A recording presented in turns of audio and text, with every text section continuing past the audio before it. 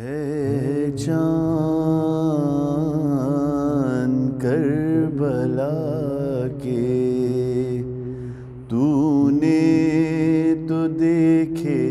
ہوں گے، اترے تھے اس زمین پر عرش بری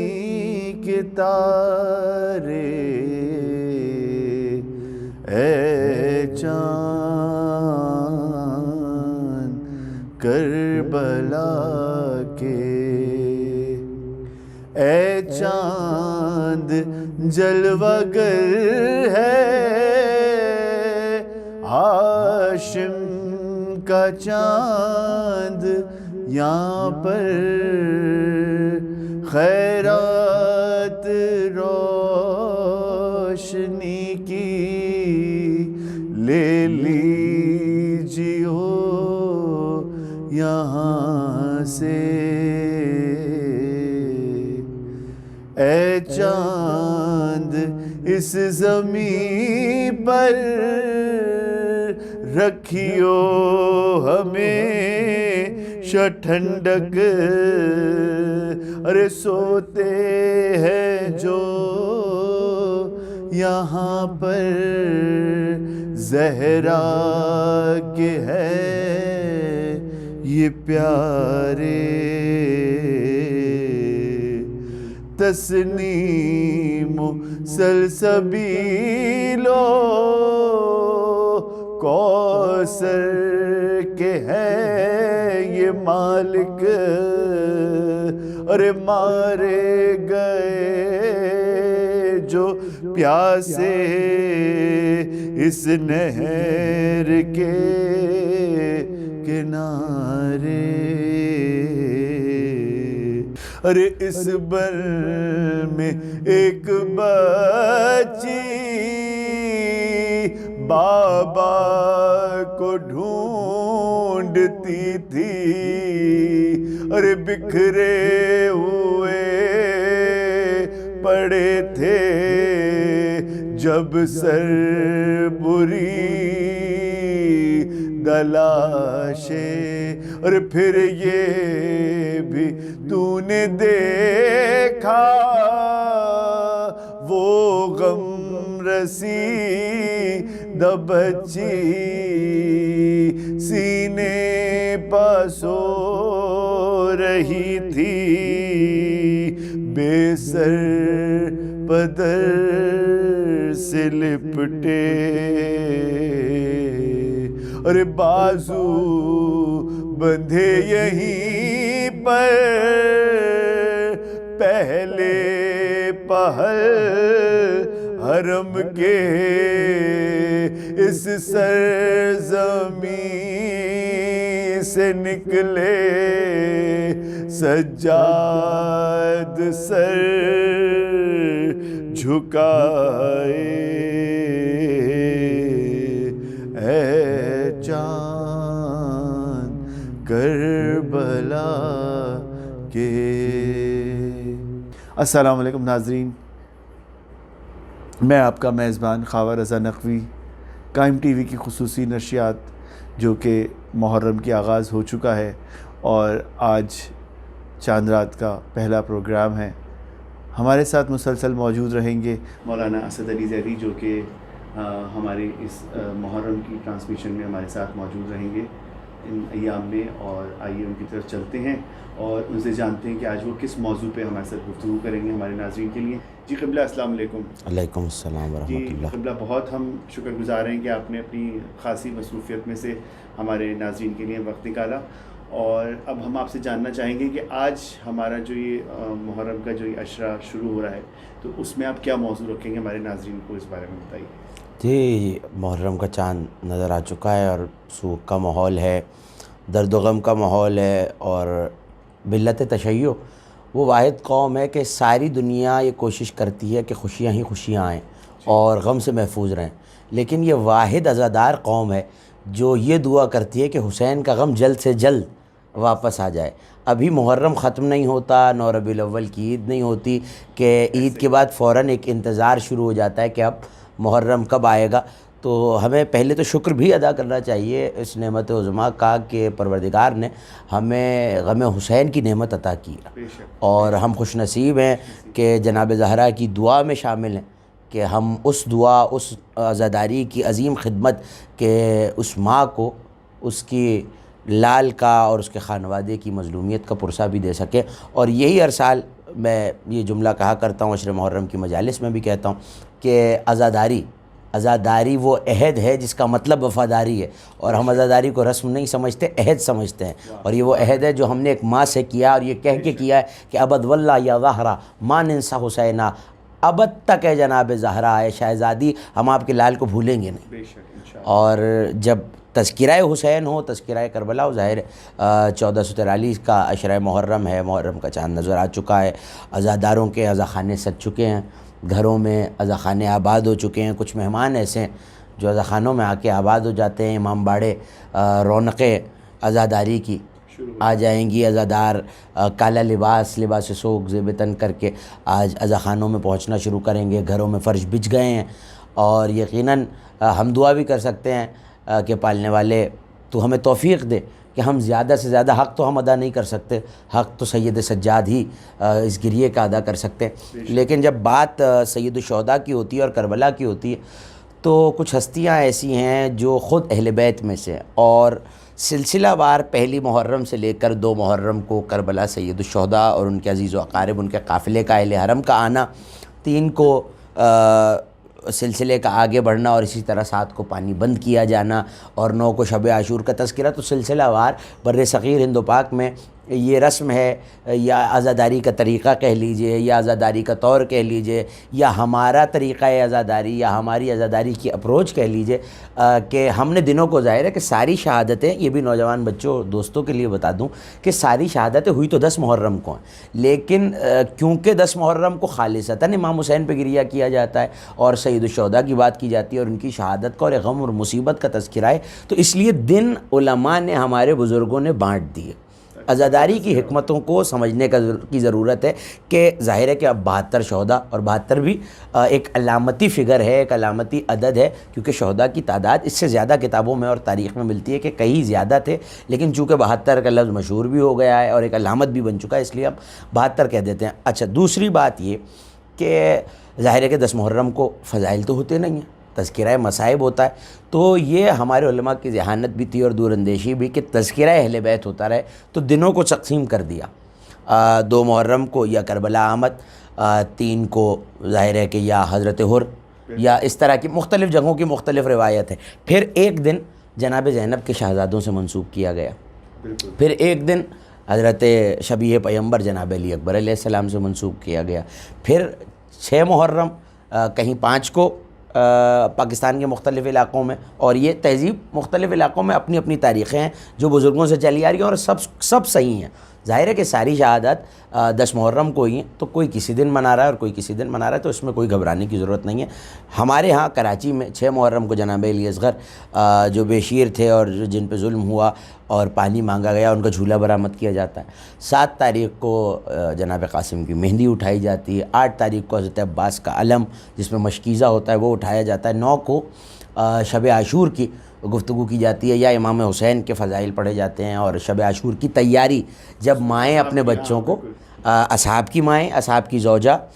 یا اصحاب کی بہنیں یا جو بھی بیویاں اصحاب کے ساتھ تھیں، ان کا کیا رویہ تھا شہادت کے متعلق. پھر اہل بیت کی ماؤں کا جناب ام لیلہ کا تذکرہ ہے، جناب ام رباب کا تذکرہ ہے، جناب زینب سلام اللہ علیہ کا تذکرہ ہے، اور جناب سکینہ کا تذکرہ ہے، اور پھر شہزادوں کا تذکرہ ہے. انہی تذکروں میں ایک تذکرہ اصحاب حسینی کا ہے. اب چونکہ اہل بیت ظاہر ہے کہ اصحاب سے افضل ہیں، حضرت عباس ہو گئے، جناب قاسم ہو گئے، شہزادہ علی اکبر ہو گئے، شہزادہ علی اصغر ہو گئے، شہزادگان انو محمد ہو گئے، تو عشرہ محرم میں جو مجالس ہوتی ہیں اور جو آپ سنتے ہیں مسلسل، اس میں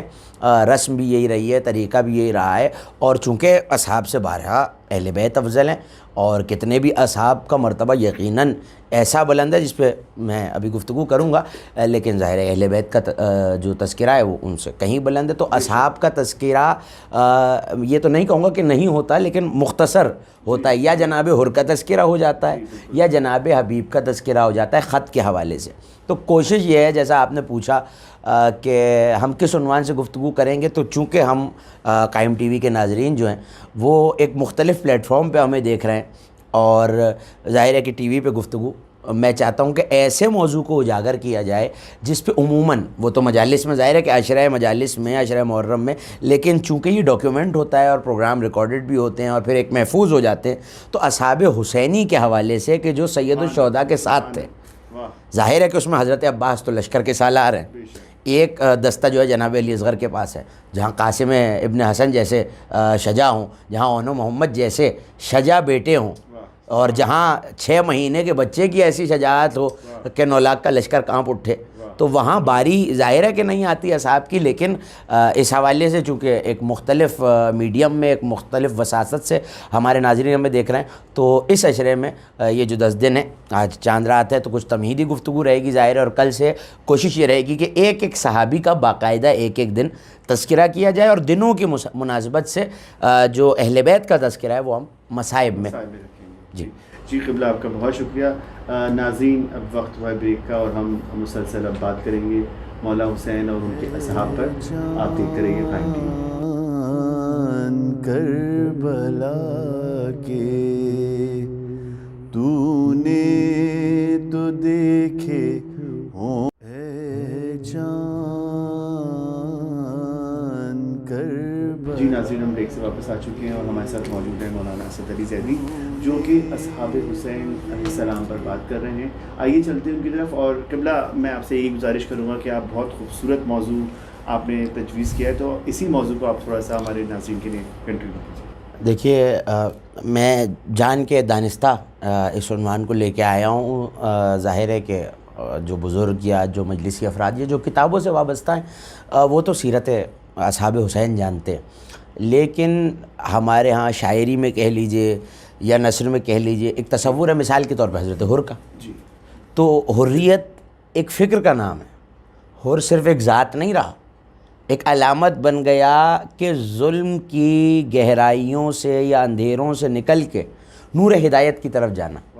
تو یہ اصحاب کا تذکرہ یوں بھی ضروری ہے کہ لوگوں کو پتہ چلے کہ جو حسین کے صحابی تھے اور جان دینے پہ تیار ہیں. دیکھیے حضرت عباس تو حسین کے بھائی ہیں، قاسم بھتیجے ہیں، شہزادے، یہ تو رشتہ داری کا معاملہ ہے. کربلا ایک ہماری نظر ہے، ایک دنیا کی نظر ہے ظاہر ہے، اور ہم تو ظاہر ہے کہ عقیدت اور محبت اہل بیت سے رکھتے ہیں. لیکن ایک یہ زاویہ بھی ہے کہ جہاں مستشرقین نے اور عیسائی اور یا غیر مسلم محققین نے یا تاریخ دانوں نے تذکرہ کیا، وہ حیران ہیں آج تک کہ یہ کیسے لوگ تھے جن کی نہ رشتہ حسین سے، جن کی نہ کوئی غرض حسین سے، لیکن کٹنے اور مرنے اور شہید ہونے کو تیار ہے. میں اس حوالے سے ایک آیت اپنے سننے والوں کے لیے، اپنے ناظرین کے لیے پیش کرنا چاہتا ہوں. اور جہاں یہ تو حقیقت ہے اور سبھی جانتے ہیں کہ پورا قرآن اہل بیت کا قصیدہ ہے، جہاں حسین کا تذکرہ ہو اور جو حق و باطل کا سب سے بڑا معرکہ ہے یعنی جنگ کربلا، واقعہ کربلا، تو اس کا تذکرہ نہ ہو، اور اس میں بھی جو حق کے اصحاب ہیں جو بالکل تھوڑے سے ہیں، اور 72 آپ 30,000 کہہ لیجئے یا 9 لاکھ کہہ لیجئے، جتنی بھی تعداد ہے کئی گنا زیادہ، جو اتنے سے ہو کے تعداد میں مٹھی بھر ہو کے ہزاروں یا لاکھوں سے ٹکرا رہے ہیں، تو کیا ان کا تذکرہ قرآن نے چھوڑ دیا ہوگا؟ جو قرآن یہ کہتا ہے کہ مجھ میں ہر خشک و تر کا ذکر ہے. قرآن کا اپنا دعویٰ ہے، لا رطبن ولا یابسن الا فی کتاب مبین، ہر خشک و تر قرآن میں. تو کیا ایسا ہو سکتا ہے کہ قرآن اتنے بڑے پہلو کو چھوڑ جائے؟ قیامت کی خبریں دینے جو کتاب آئی ہے، کیا وہ اصحاب حسینی کا تذکرہ نہ کرے؟ تو اس زاویے سے ظاہر مسلسل گفتگو ہوتی رہے گی. آج تو تمہیداً کچھ معروضات ہم اپنے ناظرین کے لیے عرض کر دیں، اور کل باقاعدہ ایک ایک صحابی کر کے ہم تذکرہ کریں گے، اور اسی تمہید سے مسلسل ہو جائیں گے. سورہ مبارکہ مائدہ میں پروردگار نے یہودیوں اور نصارہ کا ایک دعویٰ نقل کیا ہے، اور اسی دعوے سے رستہ نکلتا ہے معرفت اصحاب حسین تک. اگر میں حبیب کو نہ سمجھ پاؤں تو حسین کو کیا سمجھوں گا؟ سوال یہ ہے کہ میری عقل میں جب حر نہیں آ رہا تو حسین کا مقام کیسے آ جائے گا؟ میری عقل میں اگر جون علیہ السلام کا، کیونکہ یہ سارے علیہ السلام ہیں اور ان پہ سلامتی، اور یہ ہم نے نہیں کہا، یہ امام صادق اور زیارت جو آپ پڑھتے ہیں اصحاب حسینی کی مقتل کے پاس کھڑے ہو کے یا شب جمعہ جو زیارت ہے اس میں معصوم سلام کر رہے ہیں، تو کیا عظمت ہے کہ ایک معصوم اصحاب حسین پہ سلام پیش کر رہا ہے، تو کیا عظمت ہوگی۔ تو پہلے ان کا مرتبہ سمجھ میں آئے تو زینے طے ہوتے چلے جائیں گے سید الشہداء کی ذات کی۔ آیت یہ ہے کہ قالت الیہود والنصارى، یہ یہودی اور نصرانی میرے حبیب یہ کہتے ہیں کہ نحن ابناء اللہ و احباؤہ، ہم اللہ کے بیٹے ہیں نعوذ باللہ، اور اللہ کے احباب ہیں، اللہ کے دوست ہیں، اللہ ہم سے محبت کرتا ہے۔ ان سے کہہ دیجئے لما یعذبکم، کہ اگر تم اللہ کے احباب ہو یا اللہ کے بیٹے ہو نعوذ باللہ، تو اللہ تمہارے برے اعمال پہ تمہیں عذاب کیوں دیتا ہے؟ بل انتم بشر ممن خلق، بلکہ تم تو وہ بشر ہو جس کا وہ خالق ہے۔ اس کا مطلب ہے کہ تم تو ادنا سے بشر ہو۔ اگر تم اللہ کے احباب ہوتے یا نعوذ باللہ اللہ کے بیٹے ہوتے تو اللہ کبھی تمہارے گناہوں پر تمہیں عذاب نہیں دیتا۔ تو اب ہر چیز میں ایک مفہوم چھپا ہوتا ہے۔ میں اگر یہ کہوں کہ یہ میری جو شیروانی ہے یا یہ میری جو گھڑی ہے کسی خطیب کو دیجئے، تو آپ سمجھ جائیں گے کہ اس میں ایک اور جملہ چھپا ہوا ہے کہ جو خطیب نہ اسے نہیں دینی۔ اسے کہتے ہیں مفہوم مخالف، ایک بات کہی جائے دوسری اسی میں چھپی ہوئی۔ تو اس کا مطلب ہے اگر آیت کہہ رہی ہے کہ اگر تم اللہ کے احباب اور اولیاء ہوتے یا اس کے نعوذ باللہ بیٹے ہوتے تو اللہ تمہیں عذاب نہیں دیتا، اس کا مطلب ہے کہ بیٹے تو ہو نہیں سکتے، اور وہ تو آیت واضح طور پہ اس بات کی نفی سورہ اخلاص میں رکھی ہوئی ہے کہ لم یلد ولم یولد، نہ وہ کسی سے ہے، نہ اس کی کوئی اولاد ہے، نہ وہ کسی کا بیٹا ہے، تو خدا تو ان چیزوں سے منزہ ہے۔ تو یہ بات تو ختم ہو گئی، اس کا جواب سورہ اخلاص نے دے دیا۔ لیکن اب جو نقطہ قرآن نے بیان کیا ہے، اور ظاہر ہے کہ یہ معرفت اہل بیت قرآن و حدیث بیان کرنے کے دن ہے، اور قرآن و حدیث سے ہی ہم معرفت اہل بیت اور عقائد کی طرف بڑھتے ہیں، تو آیت ہمارے سننے والے نوجوان دوست بھائی اور بزرگوں کو بھی دعوت نظر کہ قرآن اگر کہہ رہا ہے کہ تمہیں عذاب کیوں دیتا ہے اگر تم اللہ کے احباب ہو، تو اس کا مطلب ہے کہ جو بھی اللہ کے احباب ہوں گے اللہ کہہ رہا ہے انہیں عذاب بھی نہیں ہوگا اور وہ تم جیسے بشر بھی نہیں ہوں گے۔ اس کا مطلب ہے عام انسان اور ہیں، یہ جو اللہ جن سے محبت کر رہا ہے، جو اللہ کے احباب ہیں، وہ عام بشر سے کچھ ہٹ کے ہیں، ان میں کچھ ایسی خصوصیات خدائے بزرگ و برتر نے رکھی ہیں کہ وہ کام ہی نہیں ہے بشر کا جو ان کا کام ہے۔ سبحان اللہ۔ ایک یہ دعویٰ ہے۔ دوسرا دعویٰ انہی یہود و نصارہ کا قرآن میں رکھا ہوا ہے کہ یا ایھا الذین ہادوا، یہ سورہ مبارکہ جمعہ 62واں سورہ، اے یہودیوں ان زعمتم انکم اولیاء للہ من دون الناس، اگر تم یہ زعم رکھتے ہو، اس بدگمانی میں ہو کہ اللہ نے جو ولی بنائے انہیں چھوڑ کر تم ولی ہو، تو فتمنوا الموت، موت کی تمنا کرو۔ سبحان اللہ، سبحان اللہ۔ ان کنتم صادقین، اگر تم سچے ہو تو موت کی تمنا کرو۔ تم یہ کہتے ہو کہ تم اللہ کے بنائے ہوئے ولی ہو، یعنی تم اللہ کے ولی سے مراد یہاں دوست ہے یا جس سے اللہ محبت کرے، یہ وہ والا ولی نہیں ہے جو ہم ولایت اہل بیت کے لیے استعمال کرتے ہیں، جن سے اولیاء اللہ جس طرح جن لوگوں سے اللہ محبت کرے۔ تو اگر تم سے اللہ محبت کرتا ہے اور تم اولیاء اللہ ہو تو پھر موت کی تمنا کرو، تمہیں تو کوئی ڈر آخرت کا نہیں ہونا چاہیے۔ آگے قرآن نے کہا کہ لن یتمنونہ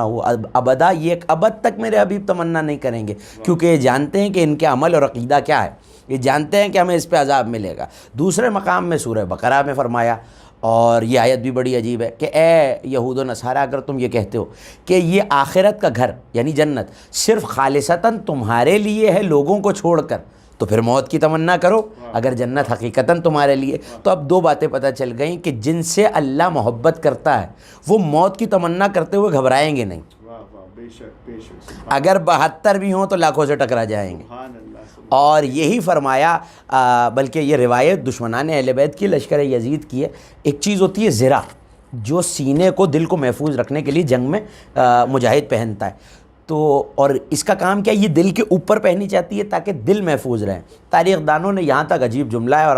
ہمارے ناظرین اس سے یقیناً محظوظ ہوں گے کہ فوج یزید نے یہ کہا کہ ایسا لگتا تھا حسین کے سپاہیوں کی بہادری دیکھ کے کہ انہوں نے دل کو بچانے کے لیے زرہ نہیں اوڑھ رکھی بلکہ زرہ کے اوپر اپنا دل اوڑھ لیا ہے کہ ہم حسین پہ اپنی جان قربان کر دیں گے۔ اس کا مطلب ہے کہ اللہ یہ کہہ رہا ہے تم ہمارے احباب نہیں ہو، جو احباب ہوں گے وہ عام بشر جیسے نہیں ہوں گے، ان میں کچھ خصوصیات، کچھ خاص سے، کچھ خصائل، کچھ شمائل ایسے ہوں گے جو بشر سے الگ ہوں گے۔ دوسری بات کہ اسے موت کا ڈر نہیں ہوگا، اور تیسری بات کہ آخرت کا گھر ہے ہی ان لوگوں کے لیے۔ یہ تین باتیں اگر محفوظ ہو گئیں تو اللہ نے قرآن میں ایک بات کا جواب دیا۔ اب دعوے تھے یہودیوں کے دو، اور شاید اسی پہ ہماری گفتگو آج کی تمام ہو جائے، اور کل سے ہم باقاعدہ تذکرہ کریں، کیونکہ ایک مختصر وقت میں ہمیں محدود بھی ہوتا ہے، اور اسی میں ہم نے گفتگو کو مکمل بھی کرنا ہوتا ہے، پیغام آپ تک بھی پہنچانا ہوتا ہے۔ تو جملہ دیکھیے گا کہ قرآن کہہ کیا رہا ہے۔ 3 آیتیں میں نے آپ کے حوالے کی۔ ایک کہ یہ کہتے ہیں کہ ہم اللہ کے بیٹے اور اللہ کے احباب ہیں۔ اللہ نے کہا کہ تم تو بشر ہو، اور جو اللہ کے احباب ہیں وہ مختلف ہوں گے، اللہ کبھی تمہیں عذاب نہ دیتا۔ پھر تم آخرت کی گھر تمہارے لیے تو موت کی تمنا کرو، اگر تم اللہ کے ولی ہو تو موت کی اللہ نے بیٹے ہونے کا جواب تو لم یلد ولم یولد سے دے دیا کہ بیٹا تو کوئی نہیں ہے، مگر احباب ہونے کی نفی یا نشاندہی نہیں کی کہ اللہ کے احباب کون ہیں۔ پتہ کب چلا؟ جب میرے اور آپ کے چھٹے امام کربلا ہونے کے بعد کربلا پہنچے اور گنج شہیداں کے پاس آئے تو زیارت آپ پڑھتے ہیں، اور فقرہ جو زیارت پڑھتے ہیں انہیں یاد آ جائے گا، السلام علیکہ یا اولیاء اللہ و اوداؤہ، السلام علیکہ یا اصفیاء اللہ و اوداؤہ، اے اللہ کے اصفیاء، السلام علیکم یا اصفیاء اللہ و احباؤہ، اے اللہ کے چنے ہوئے لوگوں اور اللہ کے احباب تم پر سلام، اے اللہ کے ولیوں یعنی جنہیں اللہ دوست رکھتا ہے ان پر سلام۔ اب آیت کھل کے سامنے آئی کہ قرآن صرف مدح حسین نہیں کرتا، مدح اصحاب حسین بھی کرتا ہے، اور اسی پہ انشاءاللہ ہم آنے والے 10 روز تک کوشش کریں گے کہ ایک ایک صحابی کا جتنا احوال اس مختصر وقت میں، کیونکہ ظاہر کتابوں پہ کتابیں لکھی گئی ہیں اور کام گو کہ کم ہوا ہے باقاعدہ اصحاب پہ، لیکن جتنا ہوا ہے وہ بھی اگر بیان کرنا شروع کریں تو پھر ایک سمندر ہے، اور وقت قلیل ہے۔ کل سے کوشش کریں گے کہ باقاعدہ اس گفتگو کو بھی آگے بڑھائیں، اور روزانہ فضیلت اصحاب حسین کو بھی اجاگر کریں، اور ایک شخصیت ان کے حالات واقعات کو بھی بیان کر سکیں۔ آخر میں قبلہ میں آپ سے چاہوں گا کہ آپ اہل بیت نے جب یہ چاند جب دیکھا کرتے تھے تو اس وقت وہ کس طرح محرم کے ایام کو گزارا کرتے تھے، وہ کیسے اس کو محسوس کرتے تھے؟ جی یہ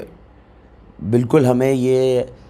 تلاش بھی کرنا چاہیے، مجلسوں میں بیان بھی ہونا چاہیے، اور ظاہر ہے کہ ہمارے بزرگ یہ جانتے بھی تھے۔ مدینے والوں نے عجیب جملہ ہے تاریخ میں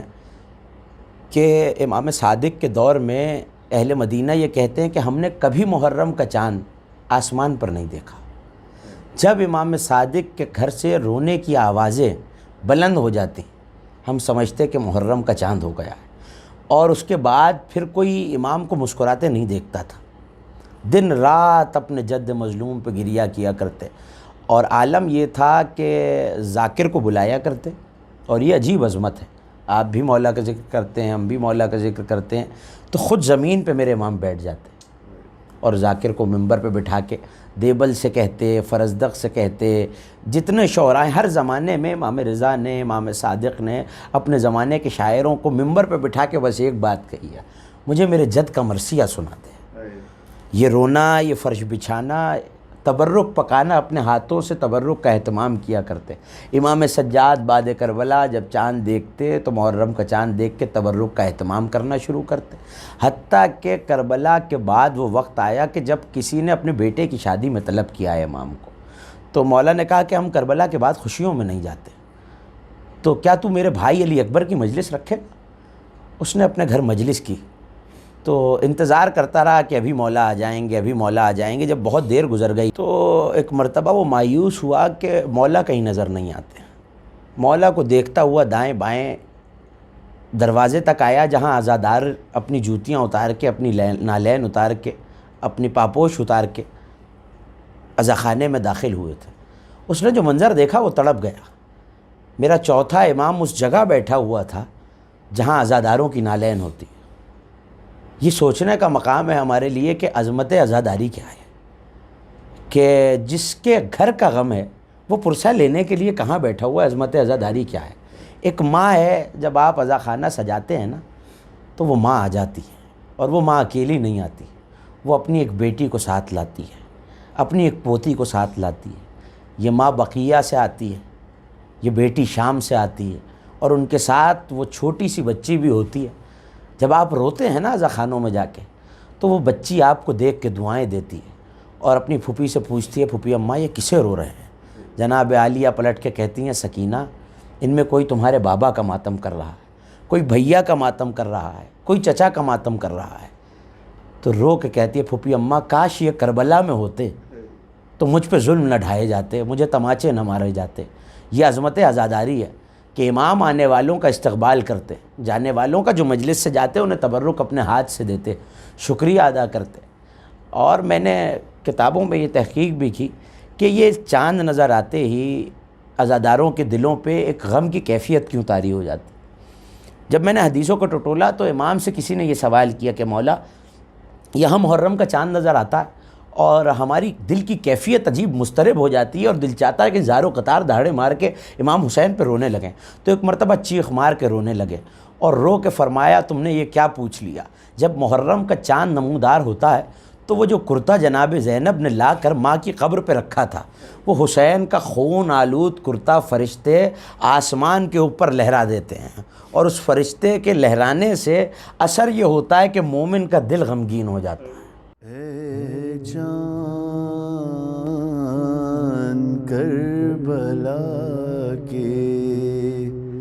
تو نے تو دیکھے ہوں گے، اترے تھے اس زمین پر عرش